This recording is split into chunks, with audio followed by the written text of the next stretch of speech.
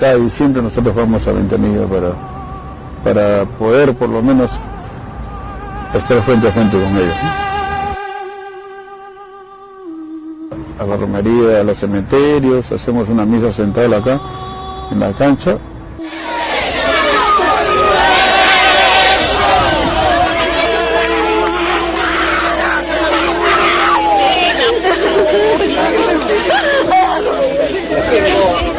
Y vamos a Ventanilla, ¿no? O sea, si sentimos que nos falta la explicación, ¿no?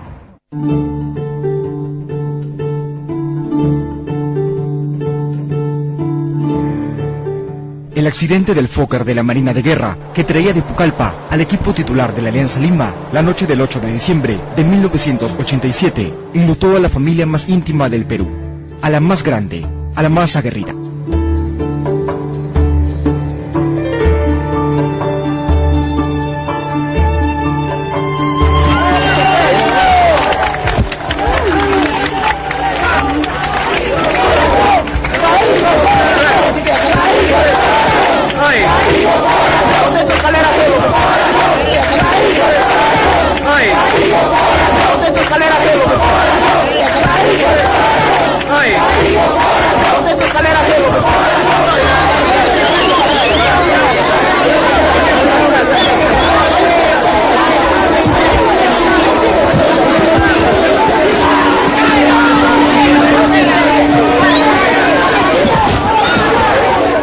Durante semanas, el país entero vivió el dolor de los funerales.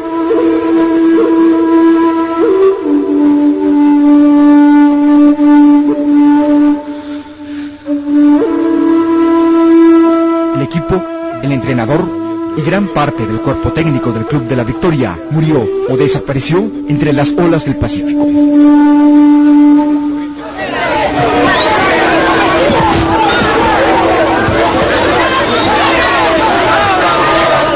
Podemos ver, por ejemplo, arriba, atravesando las lomas, en un esfuerzo sobrecogedor, a quien se afirma es el hermano del jugador Tomasini, trágicamente desaparecido también a raíz de este luctuoso accidente aéreo.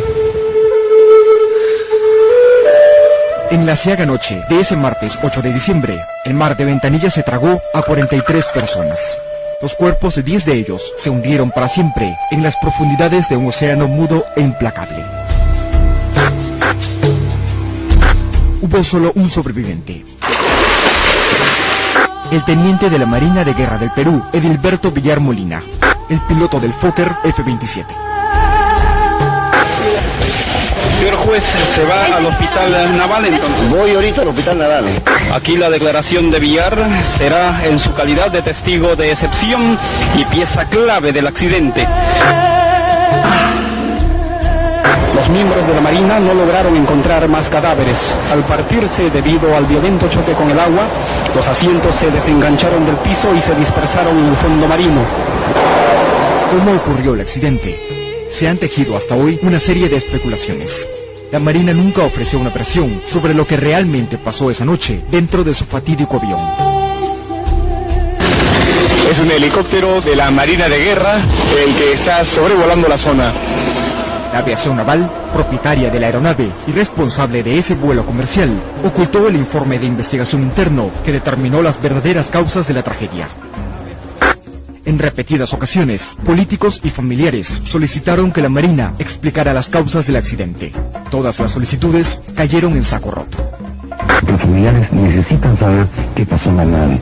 Y solo hay una institución que sabe qué realmente pasó, que es la Marina. Y lamentablemente, aunque parezca increíble, a 7 años y días de ocurrido, la Marina sigue cubriendo con un velo de misterio. Cada día hay más hinchada, la gente que lo recuerda más, que al menos muchos pensaron que esto se iba a ir olvidando, pero no es así. Ese accidente que hasta ahora no sabemos nunca, nadie nos dio ni siquiera un indicio de qué pasó, ni por qué fue, ni nada.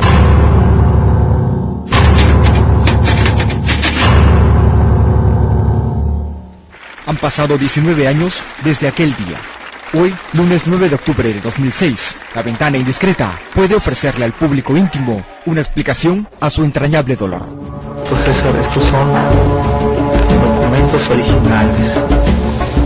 Por primera vez en 19 años, el informe de la Junta de Investigación de Accidentes de la Aviación Naval, concluido en el Callao el 9 de febrero de 1988 y entregado ese mismo día a los altos mandos de la Marina de Guerra del Perú y del Ministerio de Defensa de entonces, sale a la luz. Durante todo este tiempo, el informe que describe, minuto a minuto, la tragedia de esa noche se mantuvo oculto para tapar las responsabilidades de los oficiales que le entregaron la vida y la seguridad de 43 personas a 2 pilotos inexpertos, sin ninguna experiencia en aterrizajes nocturnos.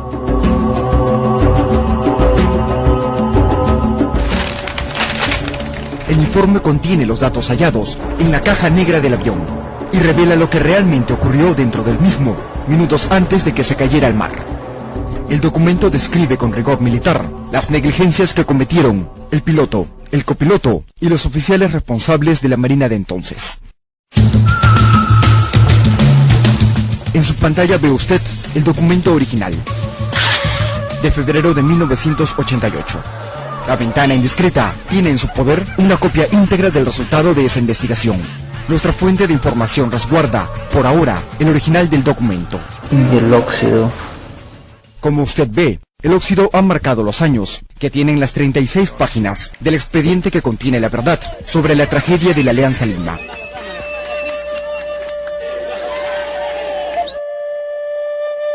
Los sellos y las firmas originales se mantienen intactas. El informe fue redactado en una máquina de escribir. La calidad de la hoja es una suerte de papel talca, como la que se utilizaba sobre todo por los organismos del Estado. El piloto, como se puede ver en el caso del piloto, en los últimos 30 días antes de que sufriera el accidente, él no había volado ni una hora de noche.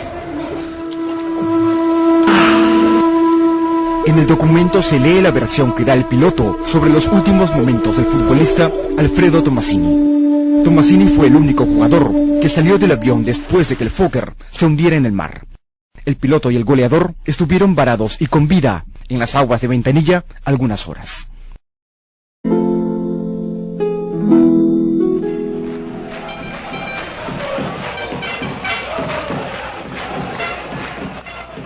Era diciembre de 1987 y el equipo blanquiazul disputaba la punta del campeonato con Universitario de Deportes. Las fiestas navideñas se aproximaban. Se decidió que para poder terminar el campeonato antes de Navidad, los íntimos debían jugar contra el Deportivo Pucallpa el martes 8 de diciembre. 2 días antes, Alianza había derrotado al equipo del San Agustín. Ese partido cambió el destino de 2 jugadores, César Espino y Gino Peña. Espino fue expulsado faltando minutos para que acabe y Marcos, para no quedarse sin un defensa, convocó a Gino Peña, que había estado de licencia porque recién se había casado, ¿no? Se acababa de casar. Se acaba de casarlo, me tocó ir a buscarlo, me hablé con su señora y Gino Peña se presentó a las 8:30 acá en el club, ¿no? La concentración previa al partido en Pucallpa empezó en el Matute el lunes 7 de diciembre a las 8:30 de la mañana. Al día siguiente era feriado, Día de la Inmaculada, pero los jugadores y el cuerpo técnico del club llegaron muy temprano a la base naval.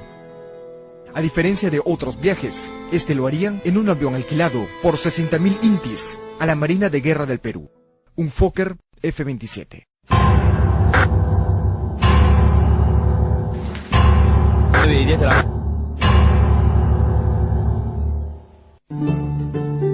Alex Berrocal era en ese momento uno de los jefes de equipo de los Potrillos de la Alianza Lima. Esa mañana del 8 de diciembre subió al Fokker y fue el único que decidió bajar. Llegué a la base naval y como íbamos en charter, entonces todo el mundo quería ir y venir lo más rápido posible. Y en ese interín, la demora del piloto fue que yo decidí ya no acompañar al equipo, ¿no? O sea, el piloto demoró, ya estaban todos, toda la tripulación estaba, lo único que faltaba el piloto, ¿no? Entonces, el piloto se demora y yo le digo al doctor Suárez, colega, yo me quedo. ¿Así? ¿Por qué? No, ya me quedo mejor. No. Entonces, profe, le digo, ya, entonces se me hizo a Calderón. Profe, yo me quedo, ya, correcto.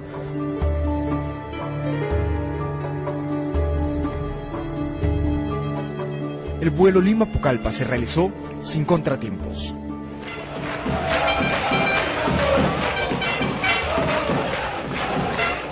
El partido contra Deportivo Pucallpa lo ganó Alianza Lima con un gol de Carlos Pechito Bustamante.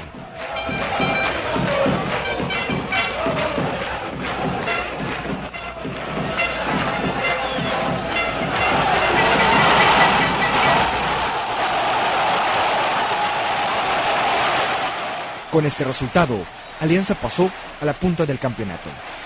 Después del partido, el equipo se dirigió al Hostal Confort a tomar una ducha y prepararse para partir de inmediato a Lima.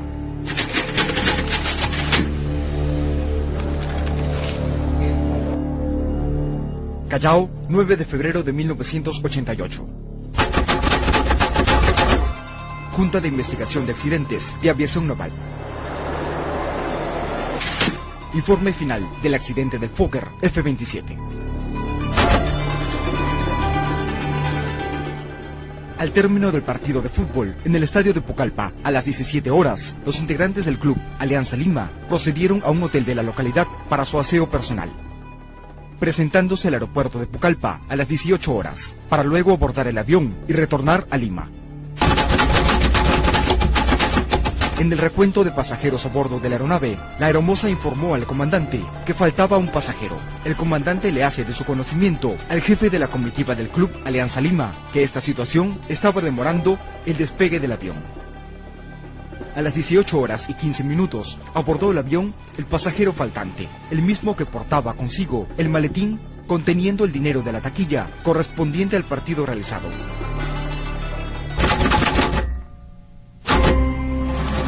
Estos hechos hicieron que el avión despegara de Pucallpa a las 18 horas y 31 minutos, y no a las 17 horas y 20 minutos. Ese detalle fue un factor muy importante para el piloto. Despegar a las 5:20 de la tarde y llegar a Lima a las 7 de la noche en primavera eran condiciones que tanto él como su copiloto podían manejar. Ninguno tenía experiencia en aterrizajes nocturnos. El piloto, en los últimos 30 días, antes de que sufriera el accidente, él no había volado ni una hora de noche. El informe continúa. 19 horas, 54 minutos. Encontrándose el avión naval a 33 millas náuticas en descenso, en acercamiento al aeropuerto de Lima, es transferido a control de aproximación radar. 19 horas 55 minutos. El control de aproximación radar autoriza al avión naval para una aproximación por instrumentos en la pista 15 del Aeropuerto Internacional Jorge Chávez. A esa hora, en el asiento central de la cabina, venía sentado el señor Germán Lozano, pasajero. Y en ese avión perdí yo a 2 sobrinos queridos, los hijos de mi compadre César Lozano. Lo supe cuando estuve en el aeropuerto y lo encontré a mi compadre. No, me dijo que tengo mis 2 hijos que están en el avión. ¿Cuál? Le digo, César y Germán. Sí, me dijo, son amigos del piloto y los ha venido a recoger y se los ha llevado. 20 horas 2 minutos. La tripulación del avión naval accionó la palanca para bajar el tren de aterrizaje.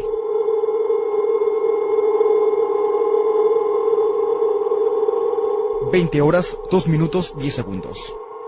La torre de control de Corpac le comunica al avión naval tenerlo en vista en aproximación a la pista 15, autorizándolo al aterrizaje. En ese instante empezaron los problemas dentro de la cabina del Fokker. 20 horas, 2 minutos, 37 segundos. El copiloto comunica a la torre de control que tiene una indicación de tren de nariz inseguro y que sus intenciones son efectuar un pasaje sobre la pista de aterrizaje para que desde tierra le observen la posición del tren de aterrizaje.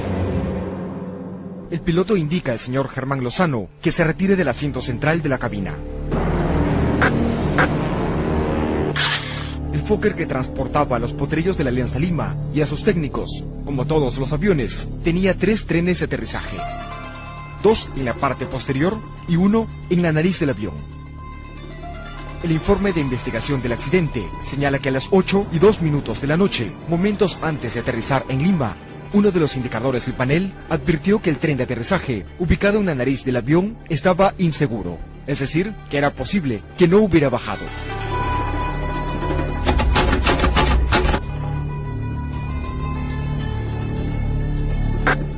En ese instante, el piloto decidió sobrevolar el aeropuerto para que el personal en tierra observe a simple vista si el tren de aterrizaje había bajado correctamente.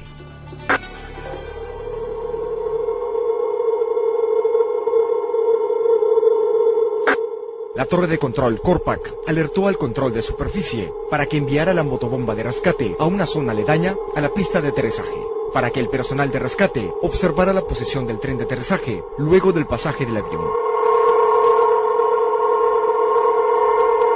20:03. El piloto le ordena al copiloto que lea la lista para esta situación anormal, que de acuerdo al manual de procedimientos corresponde a la lista de verificación de tren de nariz inseguro. La lista de verificación de tren de nariz inseguro es un procedimiento de aviación que permite solucionar y resolver una falla en el tren de aterrizaje de la nave de avión. Ese procedimiento se encuentra en el manual de aviación, el cual, por una cuestión de rigor, siempre está en la cabina de las aeronaves, pero que cualquier piloto experimentado conoce de memoria. Los pilotos consultados por este programa pueden repetir este procedimiento con puntos y comas, y les resulta sorprendente que en pleno vuelo un piloto le ordene a su copiloto que lea y consulte el manual de procedimientos para situaciones de emergencia. Sin embargo, aquella fatídica noche, eso fue lo que ocurrió.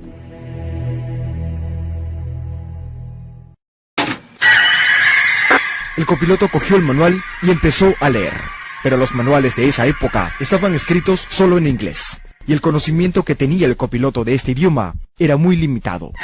Cuando la nave se disponía a sobrevolar el aeropuerto, el piloto decidió emprender una maniobra para intentar solucionar el problema. El informe de investigación así lo señala. En su acercamiento a la pista 15, el piloto efectuó por 2 veces consecutivas el cambio de actitud de nariz arriba-abajo, con la finalidad de que por fuerza de gravedad se asegurara el tren de nariz y se corrigiera el desperfecto. Esta maniobra, según pilotos consultados, consiste que, en pleno vuelo, el piloto levanta la nariz del avión y la baja intempestivamente para que el tren de aterrizaje de la parte delantera baje, o mejor dicho, caiga por la fuerza de la gravedad. Un piloto experimentado en vuelos comerciales no utiliza esta maniobra brusca porque despierta el temor entre los pasajeros. Aquella noche, el piloto hizo esta maniobra y los íntimos supieron entonces que sus vidas estaban en peligro. El problema del tren de nariz no se solucionó.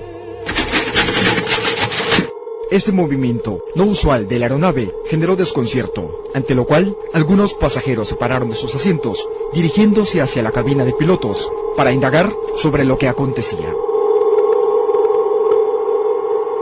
A las 8:06 de la noche, el avión sobrevoló el aeropuerto Jorge Chávez.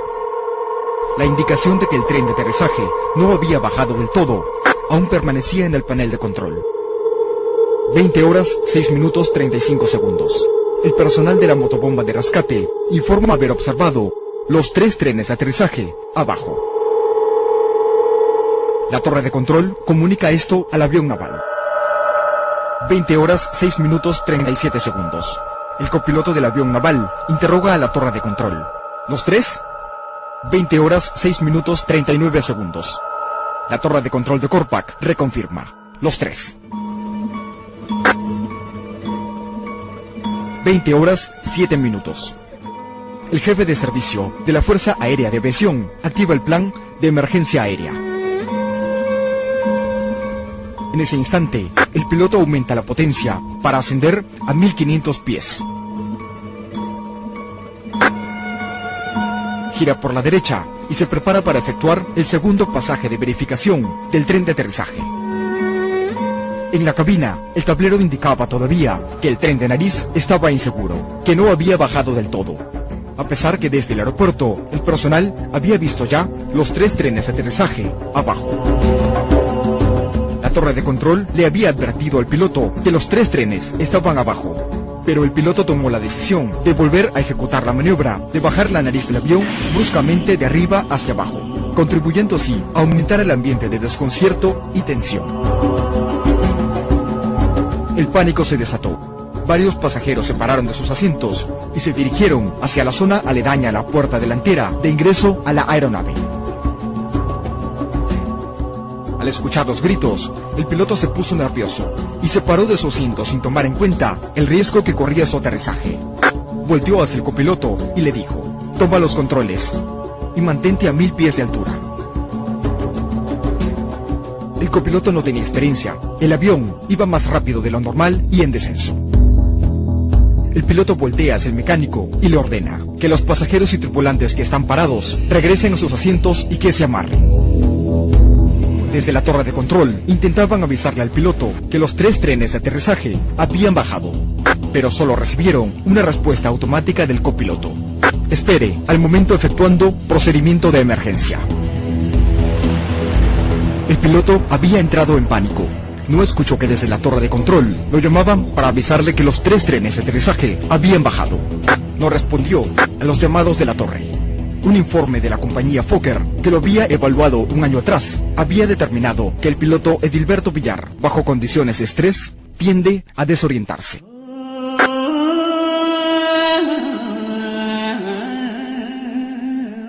El copiloto seguía conduciendo el avión.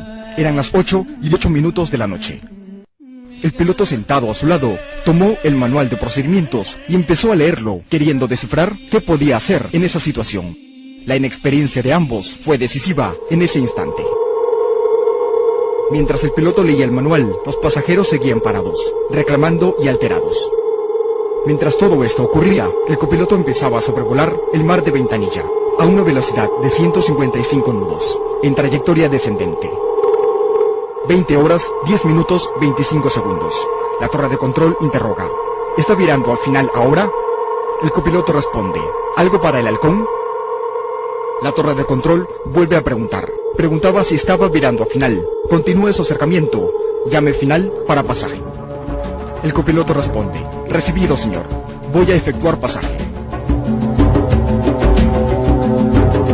Mientras el copiloto hablaba con la torre de control, el piloto seguía descifrando el manual del Fokker. Edilberto Villar dominaba en un 40% el inglés técnico en el que estaba redactado. Quería saber cómo bajar el tren de aterrizaje completamente.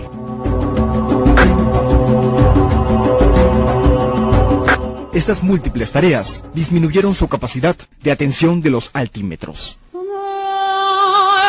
Todo transcurrió en instantes. El piloto seguía leyendo.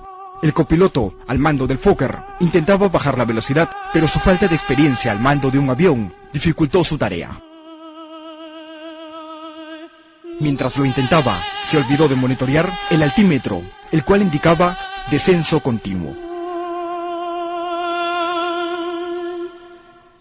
20 horas, 14 minutos, 12 segundos. La torre de control pregunta: ¿me confirma si mantiene contacto con el terreno? No hubo respuesta. En ese instante, y tal como lo señala el resultado de la investigación interna de la Marina, ni el piloto Edilberto Villar, ni el copiloto Fernando Morales Dapueto se percataron de lo que indicaba el altímetro. Ninguno se dio cuenta de que en medio de la noche el avión había descendido constante y peligrosamente. En ese instante, el copiloto del Fokker decidió escapar y salvar su vida. El copiloto voltea hacia el piloto y le dice: «Usted lo tiene». El copiloto entregó bruscamente el mando del avión al piloto. Acto seguido, desplaza su asiento hacia atrás. Se desamarra de su asiento, se saca los audífonos y abandona la cabina de pilotos. El piloto, dentro de su sorpresa, toma los controles de vuelo, nivela ligeramente las alas e impacta. Edilberto Villar no era consciente de que estaba tan cerca del mar. Eran las 8:14 de la noche del martes 8 de diciembre de 1987.